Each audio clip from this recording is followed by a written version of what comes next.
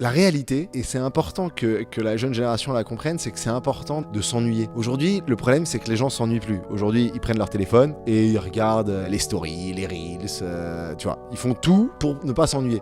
Et moi, à mon âge, en fait, enfin à cette époque, en tout cas, t'avais le temps de t'ennuyer. Et puis c'est vrai que quand tu vas pas à l'école, comme moi à ce moment-là, je me dis, mais qu'est-ce que je peux faire? Je vais visiter des appartements, je vais aller sur Se Loger, je vais me promener. Et en fait, à un moment, je me dis, je trouve un truc qui est pas mal, c'est accessible, parce que ma première chambre de bonne, je l'achète en 2007, et je la paye 25 000 euros, avec les frais de notaire, allez, je crois que c'était 27, bref, 30 000 euros avec les travaux, et j'avais 10 000 euros d'épargne, donc en fait, ça allait, quoi, tu vois. Et je mets cet argent sur la table, et ça m'a généré tout de suite 500 euros par mois. Ça m'a généré l'équivalent, enfin, tu vois, j'avais 10 000 d'épargne, ça me génère 500 euros par mois, ce qui est 50%, enfin, le loyer représente 60% de toute ma richesse que j'ai. Donc je me dis c'est complètement fou en fait.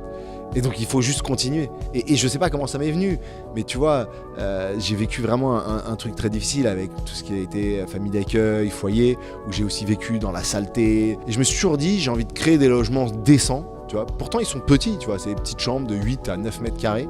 C'était pas grand, mais c'était toujours propre et parfait.